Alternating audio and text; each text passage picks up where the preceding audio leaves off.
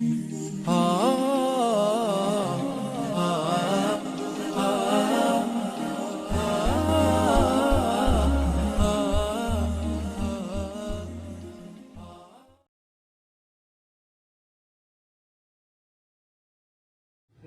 ونصلی ونسلم علی رسولہ الکریم، اما بعد۔ 18 ذی الحج کا دن ہے۔ اس دن حضرت عثمان غنی رضی اللہ تعالیٰ عنہ جو داماد رسول تھے، ہم زلف علی تھے اور مظلوم مدینہ تھے، ان کی شہادت کا ثانیہ پیش آیا۔ اب وہ شہادت کا ثانیہ کیسے پیش آیا؟ تو لوگوں نے اور دشمنان اسلام نے اسلام کے خلاف سازش کی۔ جو مسلمان نئے تھے ان کو اپنی سازش کا ہدف بنا کر ان کو تیار کیا تاکہ مسلمان کے خلاف لڑے۔ بہرحال انہی مخالفین میں سے یا اس کے پروپیگنڈے سے ایک آدمی متاثر ہوا اور وہ مکہ مکرمہ تشریف لایا۔ اس نے دیکھا کہ ایک جگہ مجمع لگا ہوا تھا۔ حضرت عبداللہ بن عمر رضی اللہ تعالیٰ عنہ کے ارد گرد ایک بڑا جمع غفیر تھا۔ اس نے لوگوں سے پوچھا کہ یہ کون ہے؟ لوگوں نے بتایا کہ یہ حضرت عبداللہ بن عمر ہے۔ وہ آدمی حضرت عبداللہ بن عمر رضی اللہ تعالیٰ عنہ کی خدمت میں حاضر ہوا اور استہزاء کے طور پر سوال کرنے لگا کہ آپ سے میں چند سوالات کرنا چاہتا ہوں۔ کہا کہ حضرت عثمان غنی رضی اللہ تعالیٰ عنہ غزوہ بدر میں غائب تھے۔ انہوں نے کہا کہ ہاں۔ پوچھا کہ غزوہ احد سے بھاگ گئے تھے؟ فرمایا کہ ہاں۔ کہا کہ صلح حدیبیہ کے موقع پر موجود نہیں تھے؟ حضرت عبداللہ بن عمر رضی اللہ تعالیٰ نے فرمایا کہ بالکل ٹھیک ہے۔ وہ جو ہے خوش ہونے لگا کہ یہ ساری باتیں ٹھیک ہو گئی۔ گویا وہ حضرت عثمان غنی رضی اللہ تعالیٰ عنہ کی شان میں کمی کرنے کو ایک فخر سمجھتا تھا۔ حضرت عبداللہ بن عمر رضی اللہ تعالیٰ نے فرمایا کہ بیٹھو اور مجھ سے جواب سن کے جاؤ۔ حضرت عبداللہ بن عمر رضی اللہ تعالیٰ نے فرمایا کہ جہاں تک حضرت عثمان غنی رضی اللہ تعالیٰ غزوہ بدر میں شریک نہیں تھے، اس کی وجہ یہ ہے نبی کریم صلی اللہ علیہ وسلم کی شہزادی حضرت رقیہ رضی اللہ تعالیٰ عنہ بیمار تھی۔ حضرت عثمان غنی رضی اللہ تعالیٰ عنہ کی چاہت تھی کہ میں شریک ہو جاؤں جہاد کے اندر، لیکن نبی کریم صلی اللہ علیہ وسلم نے اپنی بیٹی اور ان کی زوجہ کی وجہ سے فرمایا کہ تم یہیں پر رہو، تمہیں غزوہ بدر کا ثواب ملے گا۔ یہاں پر یہ مسئلہ سب کو ذہن نشین کر لینا چاہیے کہ اگر کوئی امیر لشکر ہو، کوئی خلیفۃ المسلمین ہو اور کہیں جہاد چل رہا ہو اور وہ امیر کی اجازت لے کر یا خلیفۃ المسلمین کی اجازت لے کر گھر آئے تو وہ بھی امیر کی اطاعت کی وجہ سے وہ جہاد میں شریک ہونے کے حکم میں ہوتا ہے۔ اور یہ بھی سب کو پتہ ہے کہ جہاد میں اگر 100 لوگ شریک ہوں تو 100 کے 100 لوگ لڑنے میں شریک نہیں ہوتے، بلکہ 70-80 لڑنے والے ہوں گے، 10-20 کھانے کا انتظام کرنے والے ہوں گے اور 4-5 جاسوسی کرنے والے ہوں گے۔ تو یہ سب اسی جنگ کا حصہ ہوتا ہے، کھانا تیار کرنا، خوراک کا انتظام کرنا، زخمیوں کی دیکھ بھال کرنا، تو یہ سارا کچھ ہوتا ہے۔ تو جو اپنی مرضی سے کرے گا اس طرح کام تو وہ جہاد میں شریک نہیں ہوگا۔ لیکن اگر کوئی کھانے پکانے کی ذمہ داری لی ہوئی ہے امیر کے حکم کی وجہ سے، امیر نے اس کو لگا دیا، تو وہ بھی اگرچہ عملاً تو جہاد میں شریک نہیں ہے لیکن وہ غنیمت میں بھی شریک رہے گا اور سارے جہاد میں شرکت کا اس کو ثواب ملے گا۔ تو یہاں پر حضرت عثمان غنی رضی اللہ تعالیٰ عنہ کی چاہت یہی تھی کہ میں غزوہ بدر میں شریک ہو کر یہ سعادت حاصل کر لوں۔ تو حضرت نبی کریم صلی اللہ علیہ وسلم امیر تھے، انہوں نے ان کو خود اجازت دی کہ تم اپنی زوجہ کی تیمہ داری کرو۔ تو یہاں پر گویا وہ غزوہ بدر میں شریک تھے، اسی وجہ سے غزوہ بدر کے شرکاء میں حضرت عثمان غنی رضی اللہ تعالیٰ عنہ کا نام آتا ہے اور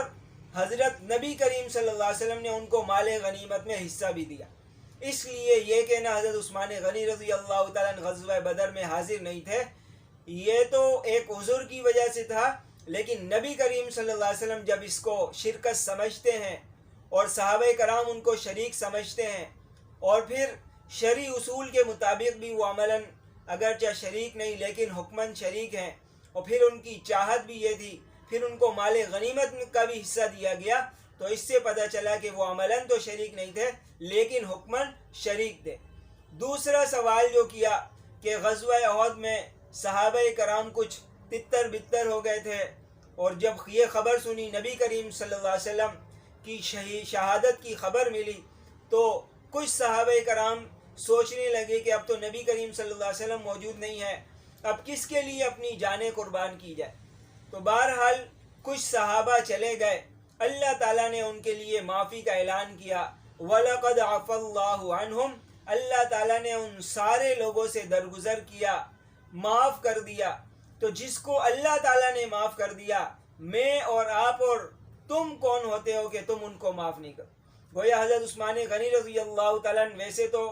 ایسی کوئی بالکل صراحت سے روایت نہیں ملتی کہ وہ بھاگے تھے، یہ تو نہیں ہے، اب وہ کس جگہ تھے کسی کو خبر نہیں ہے، تو اس لیے اگر بالفرض بھاگے بھی تھے چلے بھی گئے تھے تو اس کے لیے جب اللہ تعالیٰ نے عذر کو قبول کر لیا اور معافی کا اعلان کر دیا تو اللہ تو معاف کرنے کے لیے تیار ہیں، لیکن ہم معاف کرنے کے لیے تیار نہیں ہیں، تو گویا ہم خدا سے بڑے بننا چاہتے ہیں۔ تیسرا سوال جو یہ کیا کہ حضرت عثمان غنی رضی اللہ تعالیٰ صلح حدیبیہ کے موقع پر موجود نہیں تھے جب 1400 صحابہ کرام نبی کریم صلی اللہ علیہ وسلم کے ہاتھ پر بیعت کر رہے، تو انہوں نے جواب دیا کہ وہ بیعت ہی حضرت عثمان غنی رضی اللہ تعالیٰ کی طرف سے ہوئی تھی کہ نبی کریم صلی اللہ علیہ وسلم نے اپنے کام سے بلکہ دینی کام سے اسلام کے کام سے ہی بھیجا تھا، اور وہ موجود نہیں تھے تو نبی کریم صلی اللہ علیہ وسلم نے اپنے ایک ہاتھ کو حضرت عثمان غنی رضی اللہ تعالیٰ کا ہاتھ قرار دیا، اس سے بڑھ کر اور کیا فضیلت ہوگی۔ اور دوسری بات کہ وہ جو صلح حدیبیہ کے موقع پر جو بیعت رضوان ہوئی ہے، وہ بیعت رضوان ہوئی حضرت عثمان غنی رضی اللہ تعالیٰ کی شہادت کی غلط افواہ کی وجہ سے، ان کا بدلہ لینے کے لیے کہ نبی پاک صلی اللہ علیہ وسلم کے سفیر کو مکہ والے شہید کر دیں اور نبی کریم صلی اللہ علیہ وسلم اور صحابہ برداشت کر لیں، ایسا نہیں ہوگا، بلکہ حضرت عثمان غنی رضی اللہ تعالیٰ کی شہادت کا بدلہ لینے کے لیے نبی کریم صلی اللہ علیہ وسلم بھی قربان ہونے کے لیے تیار ہیں، 1400 صحابہ کرام بھی تیار ہیں، تو پھر اس سے بڑی سعادت کی بات کیا ہو سکتی ہے کہ جس کے لیے نبی قربان ہونے کے لیے تیار ہوں۔ تو یہ سب وہ پروپیگنڈا تھا کہ جس سے عام لوگ یا جن کا علماء سے اور صحابہ کرام سے گہرا تعلق نہیں تھا وہ لوگ دوسرے لوگوں سے سن سن کر فتنے میں مبتلا ہوتے تھے۔ اس لیے ایک صحابی رضی اللہ تعالیٰ ایک تابعی تھے، جب حضرت علی رضی اللہ تعالیٰ سے اجازت طلب کی کہ میں مدینہ جانا چاہتا ہوں، مجھ سے لوگ پوچھیں گے، ظاہر ہے کہ حضرت علی رضی اللہ تعالیٰ حضرت عثمان غنی رضی اللہ تعالیٰ کے بارے میں کیا رائے رکھتے ہیں، کیا نظریہ رکھتے ہیں، تو حضرت علی رضی اللہ تعالیٰ نے فرمایا کہ جو بھی پوچھے تم ان کو بتا دینا کہ وہ ان لوگوں میں سے تھے، ان الذین آمنوا وعملوا الصالحات ثم اتقوا وآمنوا ثم اتقوا واحسنوا واللہ یحب المحسنین، یہ ان لوگوں میں سے جو ایمان لائے، نیک اعمال کیے، پھر مزید تقوی کے اندر بڑھے، پھر اچھی طریقے سے عبادت کی اور مال و دولت اسلام کے لیے قربان کیا، واللہ یحب المحسنین، اور ایسے اچھی عبادت کرنے والے، اچھی طریقے سے مال خرچ کرنے والے، ہر کام کو اچھے انداز میں انجام دینے والوں کو اللہ تعالیٰ پسند کرتے ہیں۔ گویا بتا دیا حضرت علی رضی اللہ تعالیٰ نے کہ حضرت عثمان غنی رضی اللہ تعالیٰ اللہ کے رسول کو تو محبوب تھے ہی تھے، اللہ کو بھی محبوب تھے۔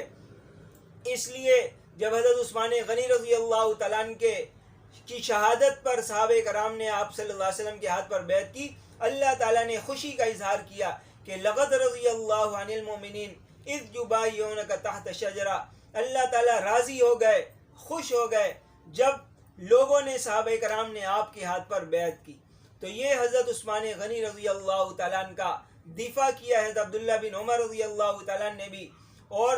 حضرت علی رضی اللہ تعالیٰ نے بھی، اور بعد کے لوگوں نے بھی حضرت عثمان غنی رضی اللہ تعالیٰ کا دفاع کیا ہے۔ اور میں ایک اور بات کہتا ہوں کہ یہ دفاع کرنا یہ اللہ کی سنت ہے، اللہ کے کلام کے اندر ہے کہ جب منافقین کو اور کافرین کو کہا گیا آمینو کما آمن الناس کہ ایمان لے آؤ جیسے صحابہ ایمان لے آئے، تو وہ لوگ کہنے لگے انؤمن کما آمن السفہاء، کیا ہم اسی طرح ایمان لے آئے جس طرح یہ بے وقوف، یعنی الیاذ باللہ صحابہ کرام کو بے وقوف کہا کہ یہ بے وقوف جس طرح ایمان لائے ہم اس طرح ایمان لے آئیں۔ تو اللہ تعالیٰ نے دفاع کیا صحابہ کرام کا، الا خبردار آگاہ ہو جاؤ انہم ہم السفہاء، یہی لوگ بے وقوف ہیں۔ تو یہ اللہ تعالیٰ نے پہلی سورت کے اندر سورہ بقرہ کے اندر اور دوسرے رکوع کے اندر صحابہ کرام کا دفاع کر کے بتا دیا کہ صحابہ کرام کا دفاع کرنا یہ اللہ کا طریقہ ہے۔ پھر نبی کریم صلی اللہ علیہ وسلم نے فرمایا اذا رأیتم الذین یسبون اصحابی فقولوا لعنۃ اللہ علی شرکم، جب تم لوگوں کو دیکھو کہ صحابہ کرام کو برا بھلا کہہ رہے ہو تو کہہ دو اللہ کی لعنت ہو تمہارے اس کرتوت پر، تمہارے اس شرارت پر، تمہارے اس انداز پر۔ اور پھر حضرت نبی کریم صلی اللہ علیہ وسلم نے عملاً بھی کر کے دکھایا۔ نبی کریم صلی اللہ علیہ وسلم کی خدمت میں ایک جنازہ لایا گیا،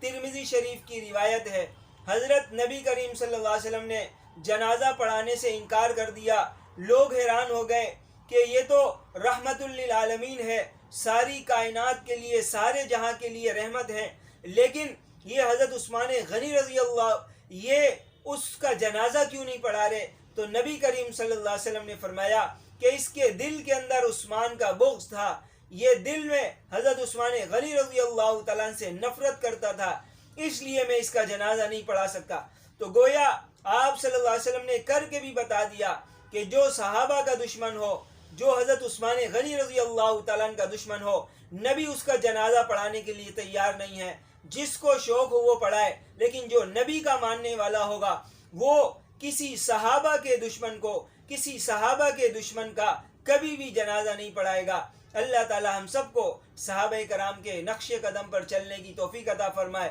اور جس طرح اللہ تعالیٰ نے صحابہ کرام کا دفاع کیا، نبی کریم صلی اللہ علیہ وسلم نے فرما کر بھی اور کر بھی صحابہ کرام کا دفاع کیا۔ اللہ تعالی ہم سب کو ان رسول پاک صلی اللہ علیہ وسلم کے نقش قدم پر چلنے کی توفیق عطا فرمائے۔